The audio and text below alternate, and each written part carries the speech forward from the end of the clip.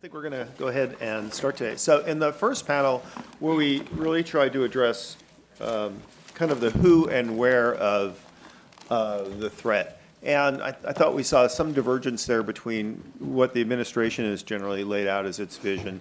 The vision that we discussed was an organizational structure that's much more dynamic, much more changing, and much more resilient than perhaps the kind of static, parsable structure that the administration has suggested. And I think the next question, there's also a significant divergence from what the administration has discussed, and looking at kind of what are they, and what are they trying to achieve. And it does get to this debate between the relationship between the religion and the political violence which these groups employ. The administration's answer has simply been to parse them and simply divorced religion from the discussion. The religion and political violence have had a relationship basically going back to when we invented religion. So I'm not sure why people feel that it's incapable of having a discussion about the relationship and how it's employed. So the purpose of this panel is to really, parse the difference between Islam and Islamism and the relationship that they share. So I'm just briefly going to introduce our panelists. Zainab El-Zuaij is the co-founder of the American Islamic Congress and has been its executive director since its inception in 2001, when she left her teaching position at Yale to establish the group. It's an international organization and has 6 bureaus worldwide, including the United States, Egypt, Iraq, and Tunisia. Good work for working in Tunisia there. We're very, very hopeful for the future of that country. She participates in interfaith councils, media, consulting with U.S. agencies, and just a wide array of activities. Walter Lohman is our director of our Asian Studies Center. He is an expert on South Asia. He has led many of our work here in dealing with this, including some very important reports. One, a critique we did of the administration's counterterrorism strategy back in 2011, and more recently a report on how do you deal with the phenomenon of global Islamism worldwide. He and Lisa Curtis are working on a project now on how to respond to the foreign fighter pipeline. So he's been a real soldier on this stuff. Dr. Walid Ferez is a counterterrorism expert and terrorism expert of world renown. He is a prolific writer, speaker, advisor to different federal government commissions, consultant in the private sector. Just to have him here is just an enormously wonderful opportunity. Sam Tadros is a senior fellow at our buddies at the Hudson Institute for the Center of Religious Freedom. He is also widely published and written in a number of important magazines, and just recently published Motherland Lost, The Egyptian and the Coptic Quest for Modernity. Is a book out by Hoover, which looks at the role of Copts in modern political environment in Egypt. So I think we're going to ask Dr. Ferez to start, and then Sam, and then Walter, if you will bat cleanup, which I guess only makes sense if you follow American baseball. So, sir. Thank you so much. 10 minutes, right? Yeah, something like that. Thank you so much for this invitation. Always a pleasure and honor to be Heritage and in very good company, excellent company, and of course, thank you for being here. I will limit my remarks to the movements, leaving the relationship between the movement and religion to my other colleagues, but I would be very happy afterwards during the panel Q&A to discuss further relationship between theology and politics. But I thought it would be very important for this audience and those watching us over internet to try to simplify the historic evolution of what we call either the Islamist movement or the jihadist movement, which is a mutation from the Islamist movement. And that would put some order in the way we're going to discuss it later. I divide in my own research, various books and teaching and briefings, what I call the global jihadist movement, to the surprise of some, in two large trees. One is much larger than the other. The one tree that is coming from the Sunni background does not have to represent the entire Sunni side of Islam, is the Salafi tree. The Salafi tree, which is very old, which some of the ideologues have began sending those messages that there is a correction to be made to what was then the caliphate and post-caliphate since Ibn Taymiyyah, for those who have done those research in the Middle Ages. In more recent times, in the 19th century, this tree would develop into more active and activist movements. We're going to see the three families out of that tree into the 20th century, and of course now into the 21st century. The three ideological families are the W's, the MB's, and the D's.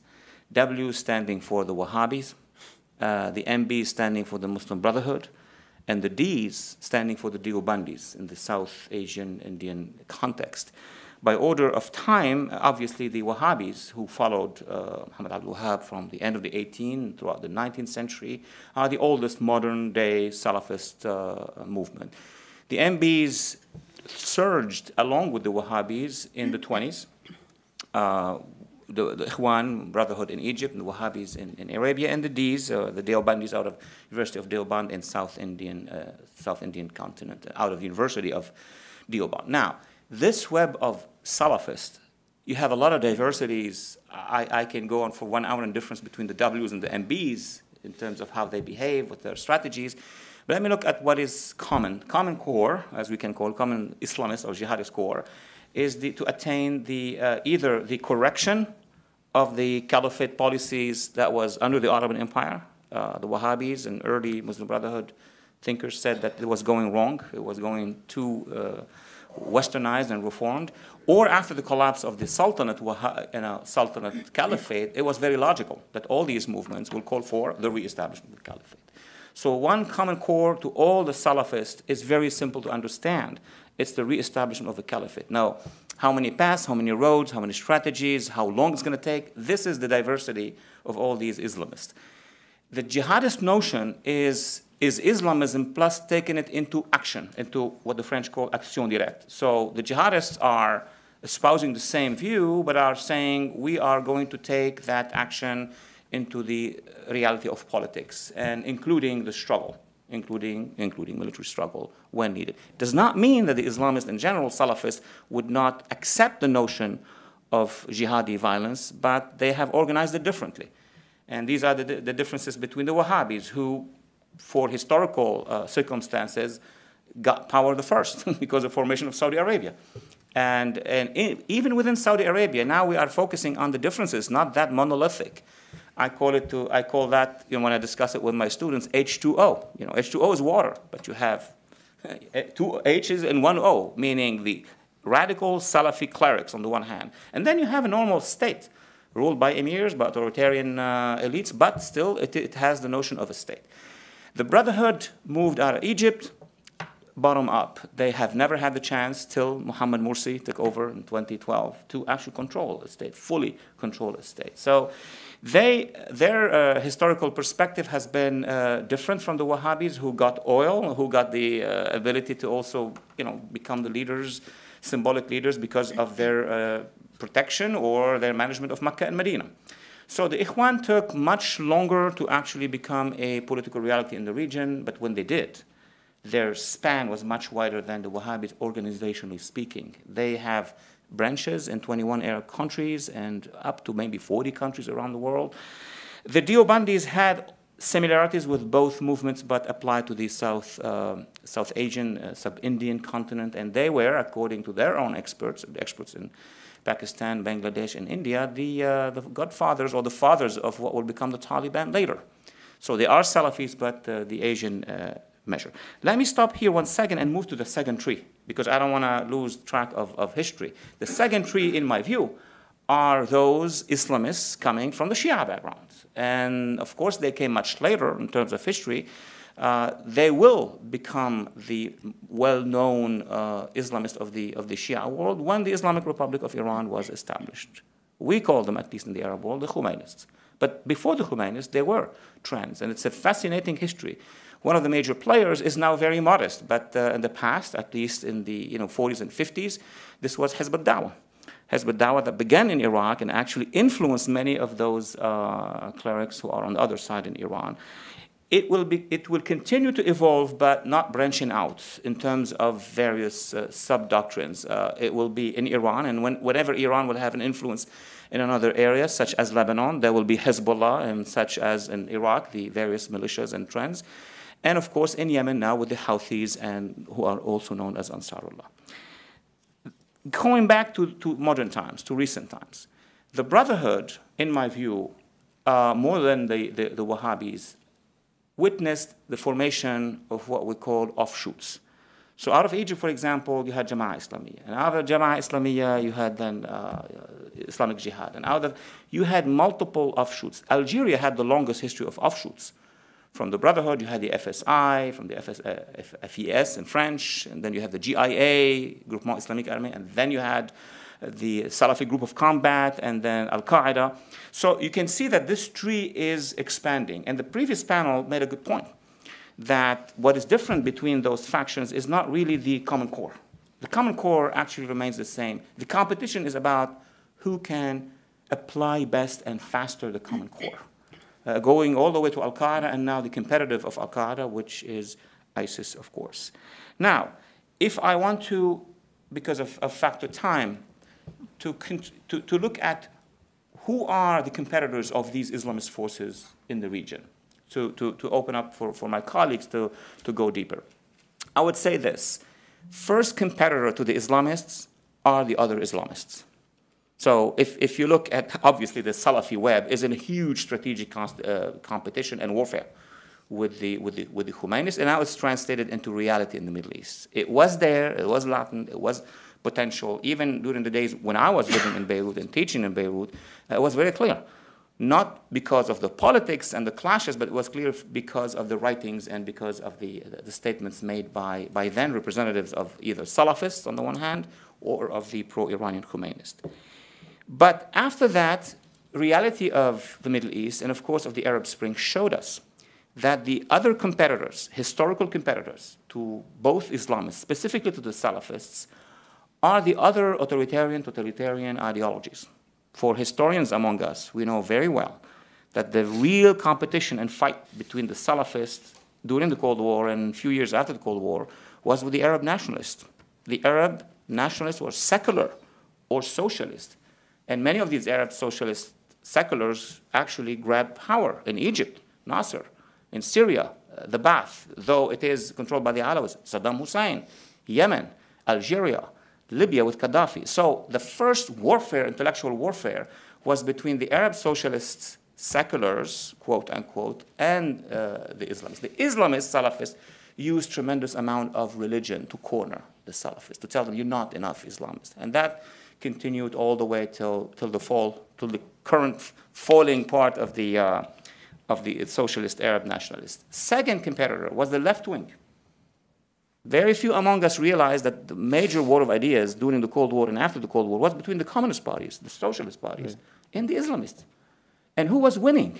For those who remember, or those who are historians among us, at least I do remember during my younger years on campuses, the Islamists were a joke. We're on the margins. It was, you have to be progressive or liberal or communist and socialist that would be winning the game, winning any election on campuses and or professional unions across the board. Now things have changed during the Arab Spring. The ascendancy now is to the Islamists in terms of militant organizations. They have been winning everywhere. Should they be the Brotherhood, the Neo Brotherhood, or those the offshoots of the Brotherhoods, or those who have been funded initially by the Wahhabis but then seized by the Brotherhood. So the story is very complicated. Today I would determine that the next competitor to the Salafi Islamists are not going to be the Arab nationalists. Their story is almost over. These are the dinosaurs of the region, or even the left wing. Now some parts of the left wing trying to find a new partnership with probably the Khomeinis in some cases, but it is not working. The Islamists are winning the game on the ideological level. The only real competitor, and we've seen it in several spots in the Middle East, and I would digress, Q&A section, are civil society forces and the younger segments of civil society forces. We've seen it in Iran, at least, during the 2009 June uprising. We've seen it in Lebanon. But we've seen it also in the very harsh competition throughout North Africa and other parts of the Arab Sunni Middle East between forces of civil society and the Islamists. And I would conclude, in terms of projections, that, and the previous panel, I would like to link back to what they were trying to assert. Yes, the ascendancy now is certainly to the Islamists because they have the longest roots, better funding, better organized, and more importantly, connected throughout the region. Give me an example of liberal forces connected throughout the region. They don't know each other. We've tried here in the past 10, 15 years to do that. From Washington, from Brussels, or from Prague, and you remember, they didn't know each other. Well, the Islamists or the Salafists or even, of course, the jihadists have each other's cell phones and emails and Facebook. And so for these structural reasons and historical reasons, yes, indeed, the ascending forces are the Islamists. But I am among those, probably in the minority right now, who is asserting that eventually the civil society forces, because of the rise of technologies, because of the fact of extreme violence, and because of the fact that our policy in Washington and in Brussels has not been very helpful, so it slowed them. Our foreign policy with regard to civil society has been, in my view, a failure. But it will be corrected eventually, and when that will happen, then I think civil societies will come and respond. So with this, I would conclude my remarks, and I'll be very happy later on to answer any question. Thank you so much. Thanks. So Sam, so we have this kind of narrative of a political ideological movement which suffuses itself with a religious identity. And interestingly, broaden the discussion from this morning, kind of really two faces of that. One is the armed struggle phase that we talked about earlier in our last panel with ISIS and al-Qaeda, but then there's also the discussion of the political Islamist movements, which are challenging orders in different countries. So, which is kind of, and both of those should concern us, although the administration doesn't really discuss the political challenge at all. And we talked about how it dealt with the terror challenge. So where do we take the discussion from there? Well, first, let me thank you for having me today and for having this panel. I think this is a very important discussion, and it's very different from the discussion that the administration has been having. The administration has been fighting violent extremism. Now, no one really knows what violent extremism means or how to fight it in the first place. But that's very different from asking the question of Islam and Islamism, the religion and the ideology. What are the links between them? How do they influence each other? And which of them is really the enemy that we are fighting here today? Obviously, the relationship between both is extremely complex. Islam is a religion that has spanned a long history, had a very long history, geographical outreach from Indonesia to Morocco to sub-Saharan Africa, represented different things throughout that time frame and that geographical spread to different people.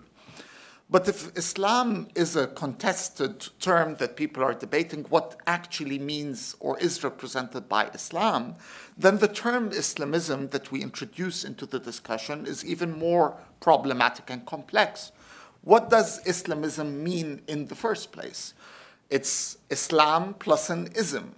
So what's the difference between them? So allow me to focus my remarks on that question of what Islamism is and its relationship with the religion itself.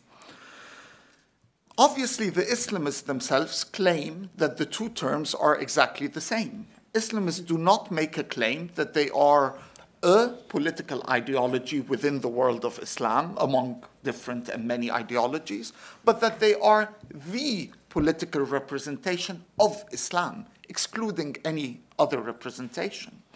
Their claims obviously are problematic. We know that Islamism is a modern ideology. Many works have been written about the influence of modern European ideologies in the 20s and 30s, before that with the idea of nationalism, but later with fascism and Nazism, on the emergence, on the structure of various Islamist movements. We know that they have had a combative relationship with various schools of jurisprudence within the Islamic political thought, or with the very notions, traditional notions of political thought within Islam. But their claim should also not be dismissed offhand. Obviously, Islamism has had a huge impact on how millions of Muslims throughout the Islamic world understand their very religion.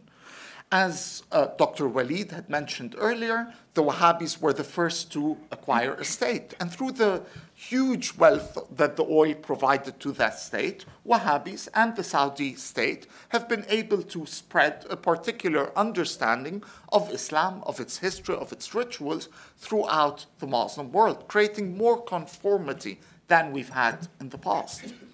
But what is it that we can call Islamism? How do we define that term? There are various definitions that have been given in the past. A doctrine or a movement which contends that Islam possesses a theory of politics and of the state. Actors who wish to bring society into more conformity with an ideal model or understanding of religion. But let me define Islamism through a simple story. And by this story, like most bad things in the world, it starts in France. The year is 1798.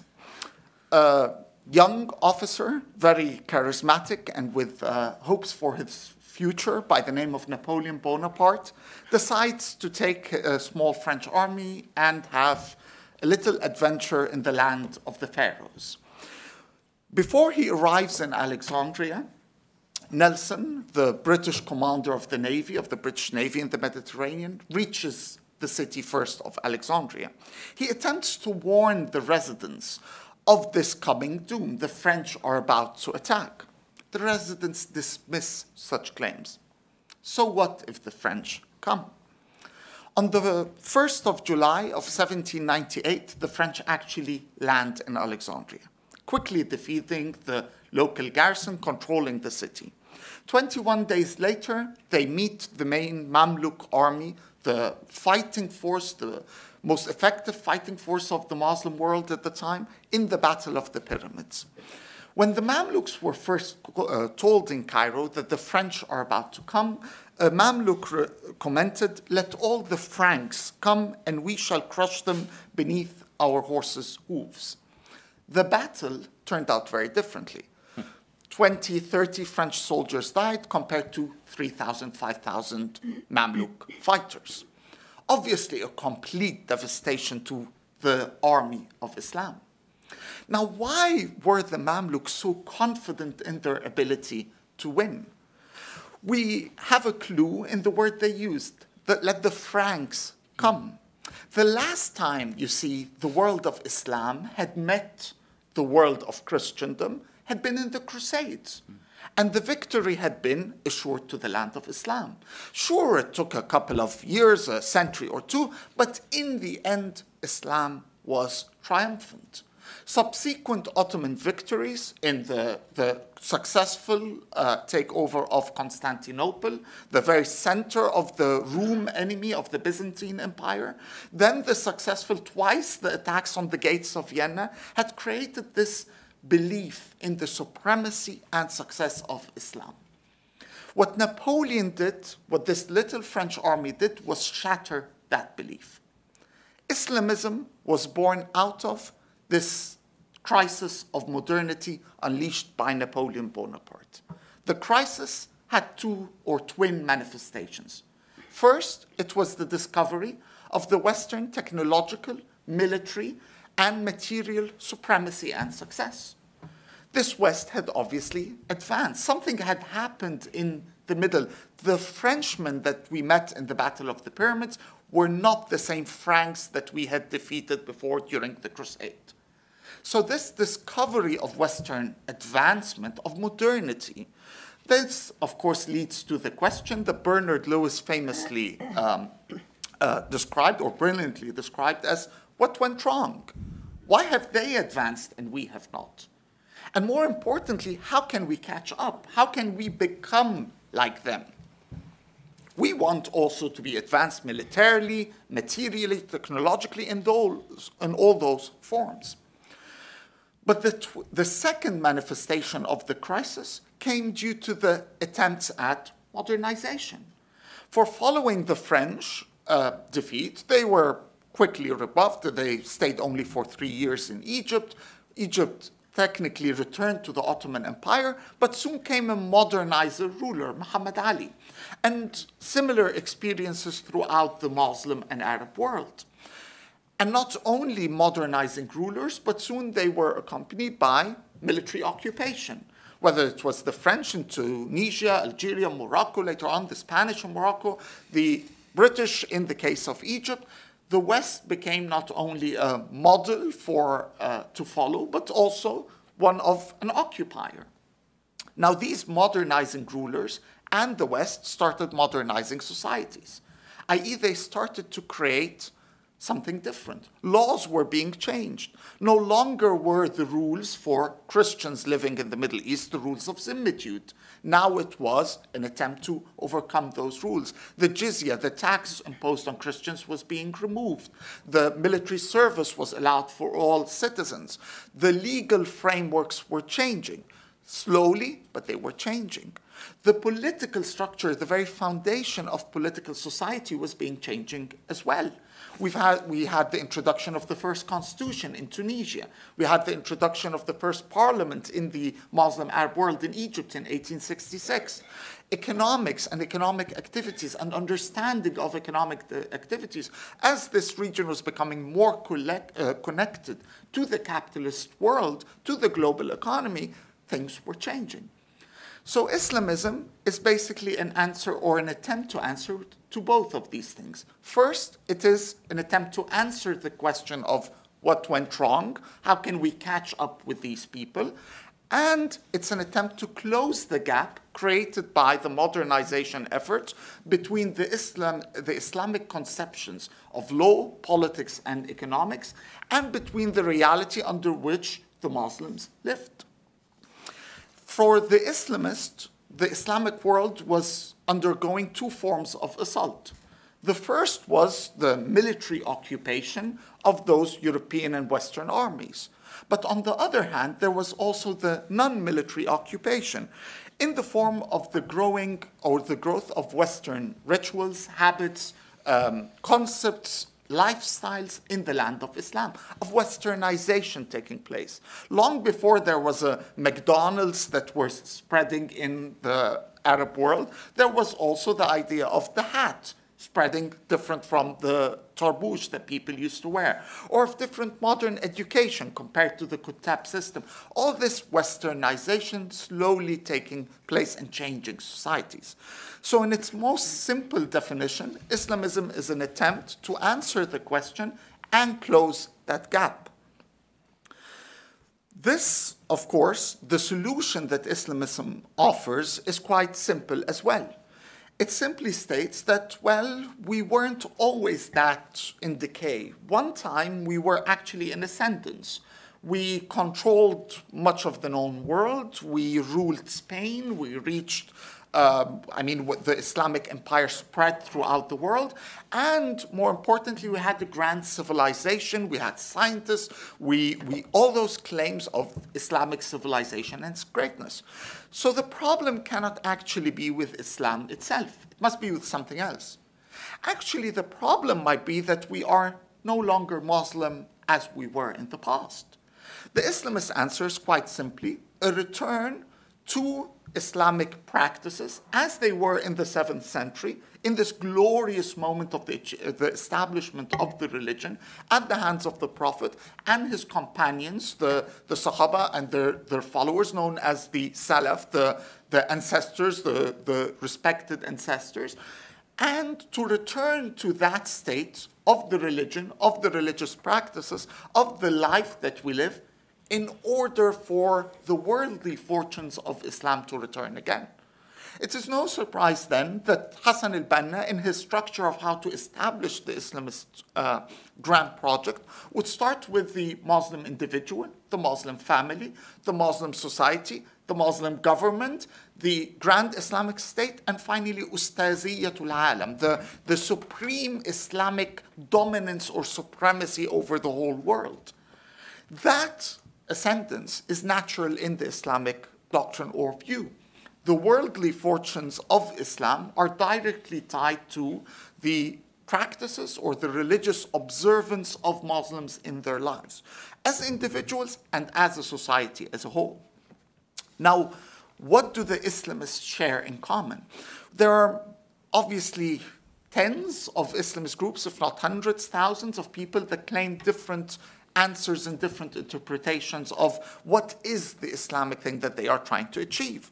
ISIS, al-Qaeda, the fight between them is only the latest in such an example of continued divisions between those various groups. But all the Islamists share a couple of things in common. First, they all reject, obviously, secularism. They don't see any separation between religion and between the way society and the state should be organized and governed. They all believe that Islam offers an all-encompassing answer to the problems not just of an individual's relationship or salvation and his relationship to God, but also of the minute daily routines and life of that individual on earth. They all attempt to establish one form or another of an Islamic state. Now, how it exactly looks like, how do we establish it, the steps, again, these are all debatable issues. They all believe that the road of reform is by returning to that glorious golden age of Islam. They all believe that the Quran and the Sunnah should be a reference to all human action on which that action should be judged. They all believe that Sharia should be the basis of legislation, and that lastly, that the material state of the Muslim world is directly tied again to that result of the state of religion in society. Now, how do these, if this is Islamism, how do we fight that ideology? First, by acknowledging that it is an ideology, that we're not facing, obviously, we're not facing global extremism or radicalization that is without any ideological component in it.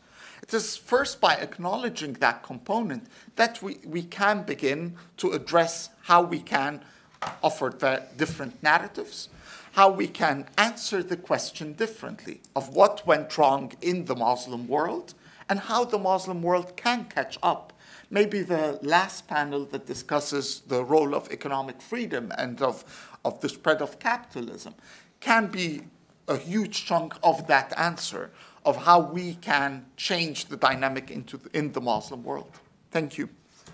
Thank you. So Zanab, we see, I think, another clear distinction between what the administration tried to argue last fall in their conference on combating violent extremism and what we've discussed today, which is that there is a clear ideological dimension to this struggle, whether it's the violent struggle or the political struggle, that really can't be ignored. The administration basically ignores that. So nobody has been closer to the front lines of the struggle than you have. So what else do we need to understand? Well, thank you very much. I would like to thank the Heritage Foundation for hosting such an important event, and I think it's very timely, as well as I think my colleagues covered most of the basic information about radical ideologies that we are facing today. As an activist in the region and a person who grew up in the Muslim world and witnessed so many of these changes throughout the years in there, and also after I came here about 25 years ago, things have been changing for another direction. As the societies that I grew up with in the 70s and the 80s, it was not similar right now to what we have witnessed back then. Sam have mentioned, how things have changed. Also, Dr. Faris. On the levels and the steps that these groups have developed, and to the nowadays and what we are facing. The question about the counter-violence extremism and how are we doing in that, I think the conference that happened on countering violence extremism last February was very interesting. At the same time, it was focusing on countering violence and extremism, but I have not seen that narrative that we wanted to counter the violence and extremism with.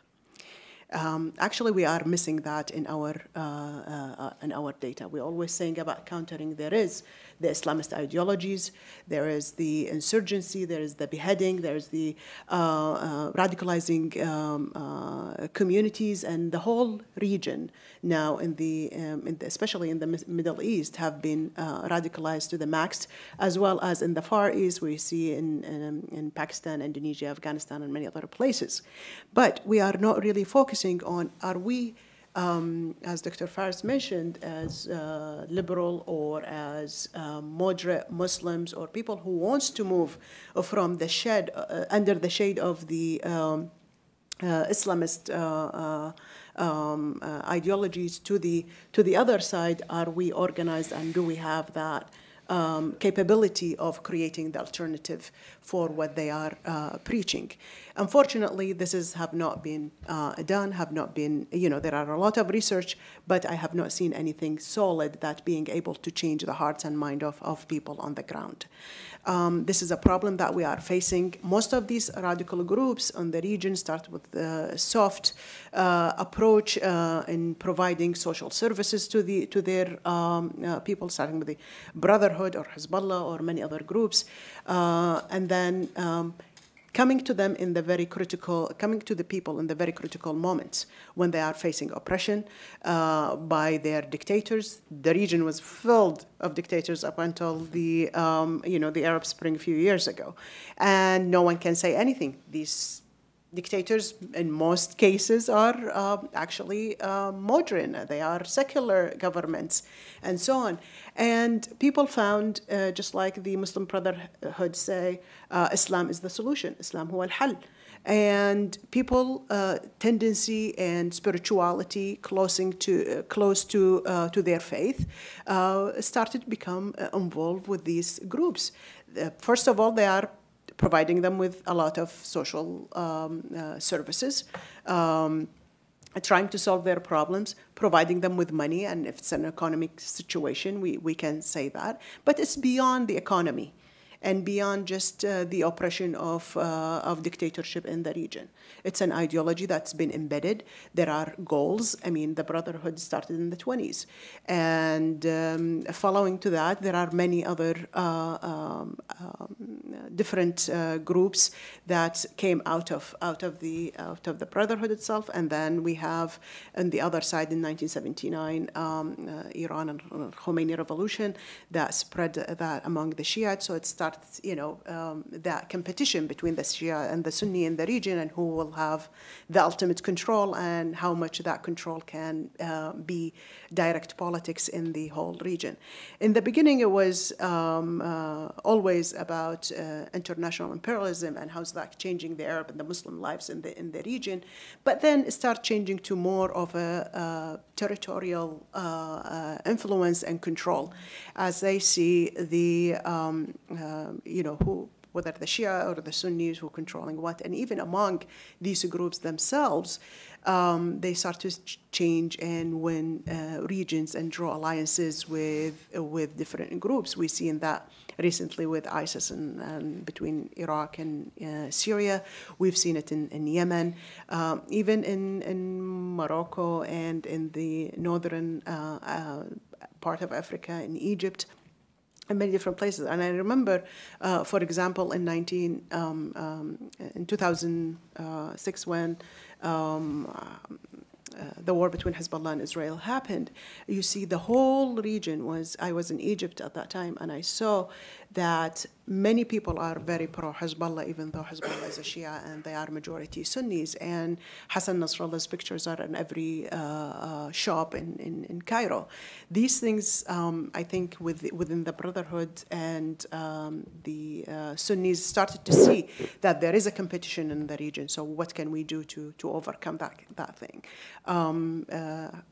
the Brotherhood has been active, but not active enough to show a result. Hezbollah showed them a result within a very short period of time, so it's a time to take action, as well as we see the influence of the Wahhabi governments in Saudi Arabia and the whole very pro-radical groups in the Gulf state, and start becoming and influencing many different groups and becoming major players in pushing one group and supporting it, as well as bashing the other group. Depends on their not only influence, but also on their what they are trying to reach in the region, and the control that they are trying to reach, especially after the Arab Spring. We have seen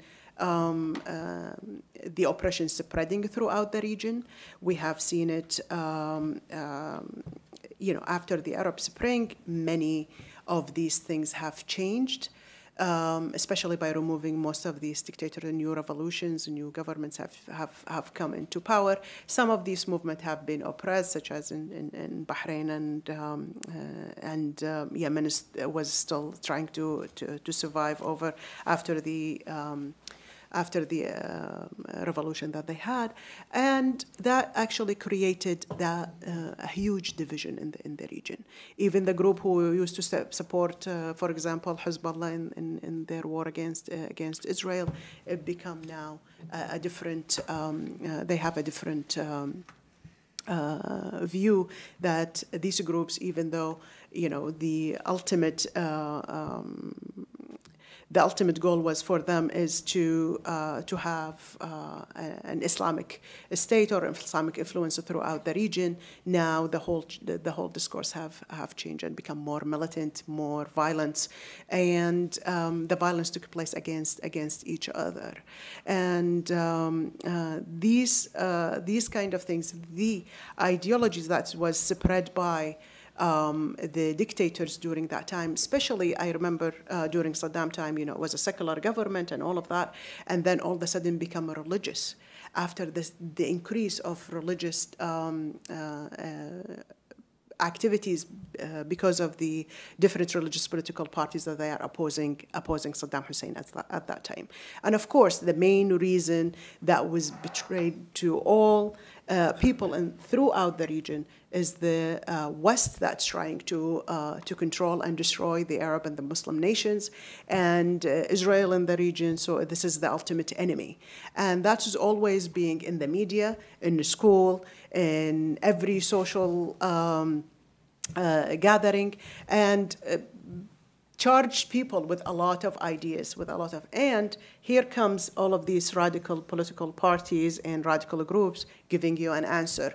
Well, we are not these governments. They cannot take an action. We take an action instead, and your future is with us. So they start recruiting a lot of young people to that. And I'm not only focusing on the spread of the radical ideology and insurgency in the region only, but in fact here in America, we have a lot of that here in many different places. And the danger is not only far away as we see it, but also here inside the country.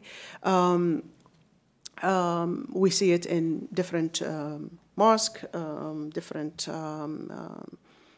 community centers, and even in colleges, in college campuses. And we see so many people are being radicalized and also drawn into the same ideology of extremism and radicalism.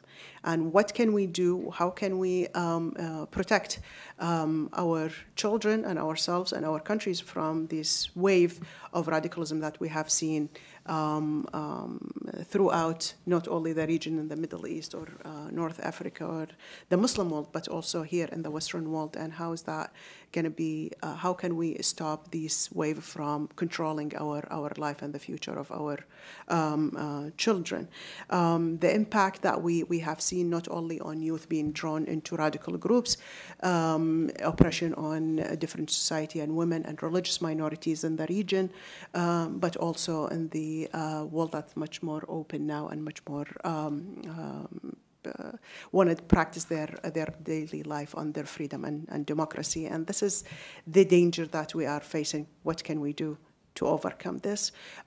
It's the $1 million question, but at the same time, I think the solution is that change comes within, from within, empowering the moderate and the groups that they can make that change from within. Because every time you say, "Oh, we are concerned about the radicals. We're concerned about the ideologies of these radical Islamist groups," we say, "Oh, well, this is the West that they want to change. It's that they want to be. It's the imperialism and it's the Western conspiracies and the ideas that they want to impose on us."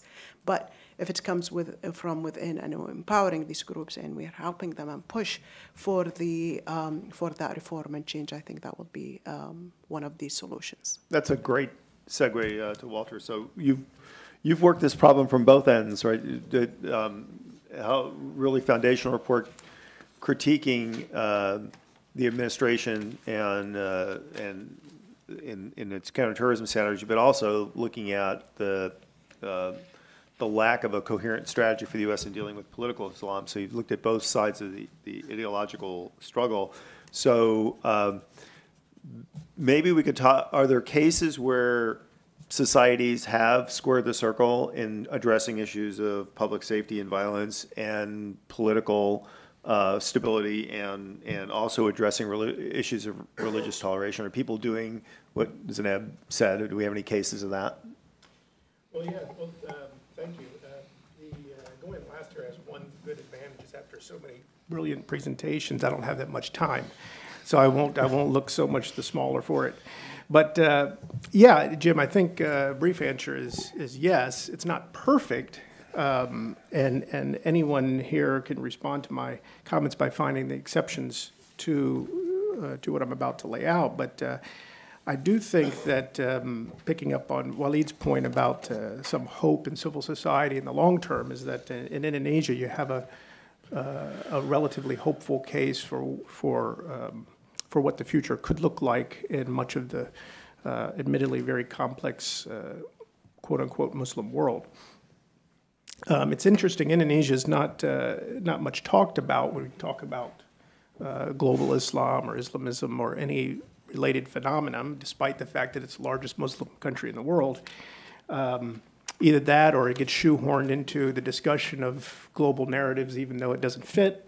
So I think it's worth looking at Indonesia in and of itself for some maybe seeds of where a more hopeful future could lie. So let me just make a few observations about Indonesia's experience and then point out some of the lessons here. First of all, a little bit of background. Indonesia has struggled throughout its history with Islamism and with terrorism related to Islamism. It's repeatedly rejected explicitly a Islamic State identity.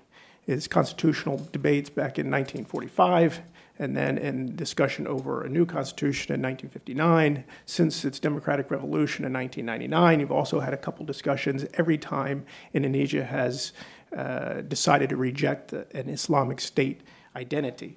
So it's a place very much prepared for the ideological debate. It has a non-sectarian state ideology called Pancasila, which has embedded in it the commitment to a non-sectarian form of government. As reference among the 5 principles of Pancasila is a reference to belief in God. And for a Muslim country, you wouldn't expect it, but the reference to God in that instance is a non-sectarian God. It's not Allah. It's this particular reference in the Indonesian constitution that the Islamists have repeatedly tried to amend to require Muslims to adhere to Sharia law by fiat of the state, and that's the thing that they repeatedly fail upon. Pancasila also includes a commitment to the unity of Indonesia, and I want to come back to that in a minute because that's also important in the current context. In some sense, political Islam in Indonesia has been on a long decline since 1945. So we're already living, in some sense, a more hopeful future. In 1955, the Islamist parties won 44% of the elections, the only elections that were held in Indonesia until Suharto was thrown out in 1998. Today, they represent about 15%, and that's been constant over the last several elections. Even when you take into account the non-Islamist Muslim-based parties, they still don't get up again to 44%. And those non-Islamist parties raise another important point about the political environment in Indonesia. There are Muslim-themed parties, Islamic-themed parties that are not Islamist, and they give people an opportunity to vote on the basis of a Muslim identity or a sort of sense of solidarity with Muslim values without supporting Islamist goals of Islamic State and imposition of Sharia law, et cetera. In Indonesia, nonviolent extremists like Hizb ut-Tahrir are actually not banned. They're allowed to operate relatively freely. Unfortunately, some of the marginally violent groups are also allowed to operate freely, but that's a different matter. So that's the background with Indonesia. The second point I wanted to make was just the Indonesian record on counterterrorism.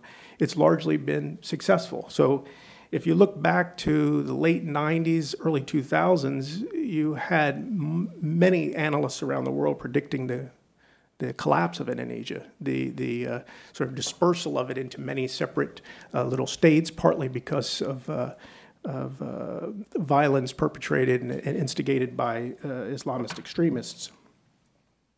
That didn't happen, and in fact, since 2009, Indonesia has not had a major terrorist attack. Up until that point, 2002 through 2005, they had 250 or so people killed, the most famous of which was the bombings in Bali in 2002. There have been more than 600 convictions in Indonesia of terrorists, Islamist terrorists. In the current context, actually, very few Indonesians have joined ISIS. The police now count 159 people. That's less than many places in Europe by many magnitudes. Some of them are going with their families, et cetera, and so it still presents a problem because 159 people can still come back into the country and cause a big problem. The Indonesians had a similar experience in the 80s and 90s when extremists traveled to Afghanistan to fight and then came back and formed the core of violent Islamist extremists in Indonesia. But still, it's worth pointing out that ISIS support in Indonesia represents really what some have called Sidney Jones, a very prominent expert on Islamist extremism in Indonesia. It's called the fringe of the fringe of the fringe, those 159 people. The third point I wanted to point out, and sort of directly relevant to this conversation today, is that I've been going back and forth to Indonesia for 20 years now, not always engaged on this topic or many political things, but especially in the last 8 years I have. And I've never heard Indonesians express a discomfort or an offense over the word Islamism or fundamentalism. Most educated people, the people that someone like I'm going to go interact with, I'm not in a kampung somewhere in a village interacting with people, but most people you interact with don't have a problem making the distinction.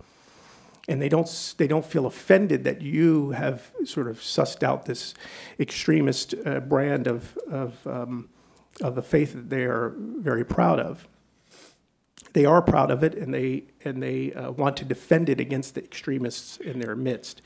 I mentioned Sidney Jones earlier. She has an organization called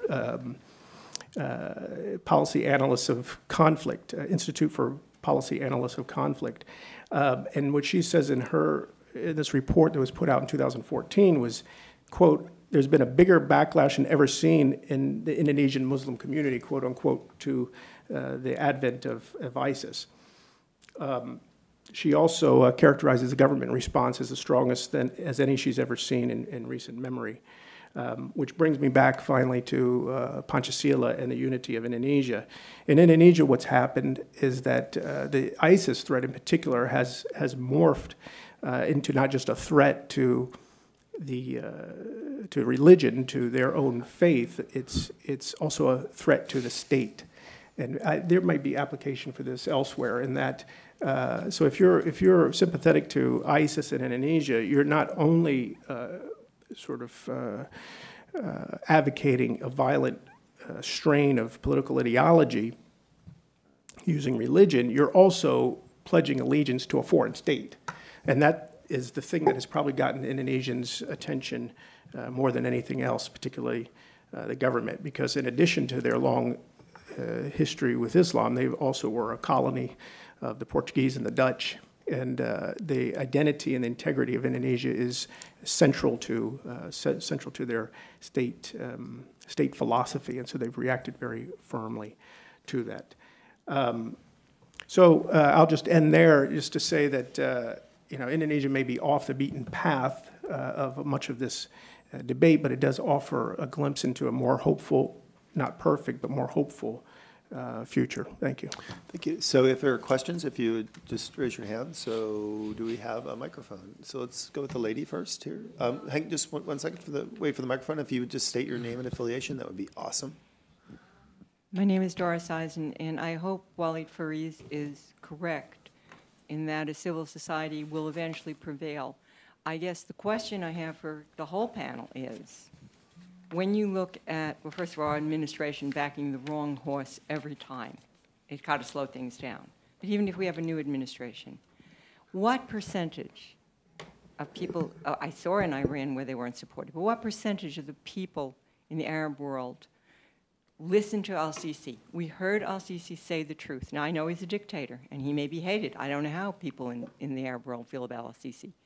I haven't heard any clerics come forward and say, yes, now is the time for change. Where are the voices? How can the civil society, what percentage of the people think as al-Sisi thinks, and where are the clerics? When are they going to come forward to say, you're right? Well, that's a great question. So why don't we do this? Sam, why don't you start by talking a little about Egypt, and then if other folks want to talk about other countries, because I think anytime you say the Islamic world or the Arab world, you've immediately gotten to a place where you've generalized, where you can't really have meaningful things. So you really do have to kind of talk about different responses in different places. So let's start with Egypt, and then if other folks want to weigh in, we've already heard a bit about Indonesia, but go ahead. Sure. The year of the rule of the Muslim Brotherhood obviously was opened many Egyptians' eyes to the reality of what the Muslim Brotherhood and its rule would mean for them. It doesn't make them seculars, it doesn't make them liberals, but it makes them people that rejected clearly the rule of the Muslim Brotherhood and the attempt to impose that on Egypt's identity. Egyptians are very proud of having a unique identity in the Arab Muslim world, claiming the heritage of the pharaohs, obviously, a heritage that the whole world is fascinated with, claiming, rightly so, to be the only natural nation state in the whole region. A famous comment about the whole region is that they are tribes with flags, the only state being Egypt. So that heritage came under threat from the Muslim Brotherhood, and you saw Egyptians rejected. There have been no parliamentary elections in which, and the coming ones, the Brotherhood will not be allowed to participate in. So I can't tell you how much exact percentages the Brotherhood still has and doesn't. If we look at things like the voting for the Egyptian constitution or for President Sisi's elections and compare it to previous elections, we can say that about 1/4 of the electorate boycotted the elections. That's the extent of the size of the support to the Islamists at the moment in Egypt. We also have the case of Tunisia, where you had in a free and fair elections, people rejecting the rule of the Nahda. And they did not win the elections. So I think in both cases, whether it came in the form of people's demonstrations and then the military moving and removing the Brotherhood, as was the case in Egypt, or in the form of the people's actual votes in Tunisia, when people see Islamism in action, they don't really like what they're getting. The reality is quite different from the ideal and the utopia that has been painted for them. May I use my answer Yeah. to join two answers? One has to do, where are those moderate clerics? And of course, build on what Sam has rightly described, the situation in Egypt and Tunisia, the surge of masses, which we cannot quantify at this point in time. And I drew for you one thing, which is this. This is what U.S. policy has tried to do over the past decades, and specifically over the past 6 to 7 years, but certainly in the 90s as well, when I came to the States. What was shown here is that this is the circle of Arab Muslim society, a traditional one. This is the regime on the top. What was seen was this one side which represented all Islamists combined. And if you recall in the 90s, they were called by our Middle East Studies Association, meaning the elite of Middle East studies thinking, the revivalists. These were the revivalists. What we have basically missed was the second one, is on the other side of the society, there are democracy forces, there are liberal forces, there are minorities, there are all sorts of civil society forces that we have not engaged. So the first miss we had in the 90s, and now we are trying to correct, to adapt, is that there are other forces. We only learned about them because of Facebook and YouTube and Twitter. We started to learn about them. There was a Facebook in Egypt just a few days before the first revolt, Thawrat Masr, the Egyptian revolution. In 4 days, it obtained 85,000 likes with faces. That is the real revolution that happened. But the bigger miss was not just these liberal democracy forces, as Sam has mentioned. It's what I call in the middle the silent majority. Silent majority by nature are silent. So we don't have research. We didn't have research over the past many years about the feeling of this silent majority. Every dictator, as it was mentioned, obtained 99.98% of the votes, and we thought that all the silent majority is sitting with that dictator. And even the new dictatorships tried to have those numbers. What moved the silent majorities was, number one, and here to your question, the fact that the U.S. foreign policy did not reach out to them. Neither in our broadcast we were excellent in reaching out to them. So that's one point of criticism, I would say. And number two, we did not do a good job in partnering with NGOs that would be reaching to them. Women's movements, labor movements, student movement. What happened? Where is our policy towards these people? Because the little policy that we had, and I could expand, but we don't have the time right now, NGOs who were Islamist posed as NGOs, and then we were fueling them and funding them from Egypt to Lebanon to other places. So my recommendation now for the remainder of this administration, and hopefully for the next administration and Congress, is to change our direction in the Middle East, change our partnership. Those who are going to bring the solution are going to be first the NGOs, civil society, and second those silent majorities that in Egypt, because of 33 million people that we saw finally, I call them the human Nile. There was always a Nile, and this is the human Nile. They are telling us, and they wrote in English, that we exist. Don't bypass us. Don't go and subcontract us to some other forces. Tunisia as well. And I think the two examples of Iran, 2009, right, when 1.8 million people, 60% of whom are under the age of 20, would demonstrate for 5 days, and we abandoned them. That's a problem. When 1.5 million Lebanese in the Cedars Revolution, and that's under the previous administration, so I'm not focusing on one, but basically this administration did not meet halfway a revolution that was happening. And this has to happen again.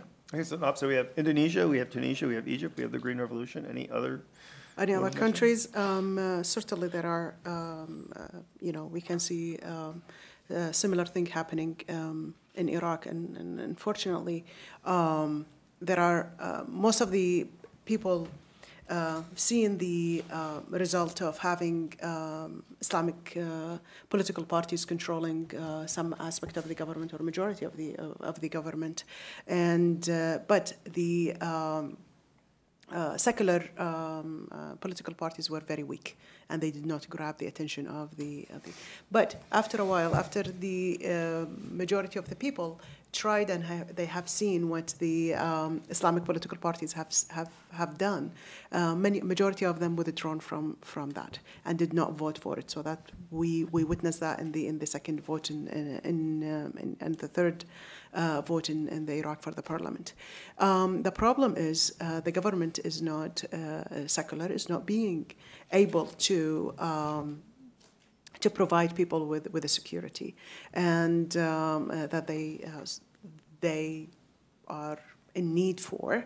Therefore, here comes the militias in the different political parties, Islamic political parties, that they've been able to provide with their own militias that protection for the people. And that's what I've been seeing recently with ISIS, how to defeat ISIS. And the call came from Ayatollah Sistani, who represents the highest authority in the Shia, at least for the Iraqi Shia, and some other Shia groups in the region, and everyone, answered that call, and they joined the group that they are fighting ISIS right now. So there it comes. Most of the Islamic political parties in the country have joined to defeat ISIS. It's a great cause that they don't want ISIS to come, but also give a platform and legitimacy more for Islamic political parties. Some of them not necessarily are on the extreme side, but this is a platform. They get more legitimacy among the people. What we have seen in Egypt and in Tunisia, it's a different story. The society in Tunisia, for example, it's a secular society. It's not as conservative as the rest of the region. Egypt, it's a different story. But in the rest of the I would say in Iraq or in Syria, the Islamic political parties get more platform now than. Can I have a question for Zainab very quick? Sure. You were very active in Iraq, and you were reporting from Iraq 5-6 years ago that the democracy, liberal, moderate movement within the Shia community was omnipresent. What happened to that movement? The same thing. Small groups, right. Not well organized, and the voices get shattered, actually. And there is no support for these groups. And unfortunately, when we don't have that support, the voices cannot be really strong as we wish for. Even here, I mean, we saw with what happened at the CVE conference. It was almost one voice. There's no diversity within the voice, and that's what we are missing. And when you empower, you say, "Oh, well, this is the mainstream." We do have a problem with that. We define the mainstream. Yeah. And this is the issue, and you see people who are, within the radical groups are being invited and being praised, and we're not talking overseas, we're talking here in America, and this is a problem that we are facing every single day. That's an excellent point. Thank you for bringing that up. So we do have a number of cases, and we didn't discuss we did discuss the flicker in Iraq, but also the flicker of hope in Afghanistan, and we didn't talk about India, which is a country with a very significant Muslim population. So what I thought was really interesting about this panel, again, I think very rich discussion, is so the title of the whole thing was Defining and Defeating Global Islamist Terrorism. So we talked about the second phase, which is the political and the ideological, or political phase of that, the ideological phase spanning both the terrorist side and the political side. But this kind of rich nuance of that between kind of the caricatures of what we often hear from the administration is drone strikes on one side and just let them have an election on the other. This notion at the end of the day, that the true win is in the evolution of a healthy civil society that can provide the religious toleration, the political stability, and the physical security for people. And we do have cases where that model actually works. So I will hope we're going to reconvene at 12:45. I do hope that you come back, because we have two really important topics which in this conversation which never get a good discussion, which is the fate of the people caught in the middle in terms of religious persecution, and also how do you get to that healthy civil society. So I hope you'll rejoin us at 12:45. Thank you so much, and please join me in thanking our panel. Thank you. Thank you, guys. Awesome.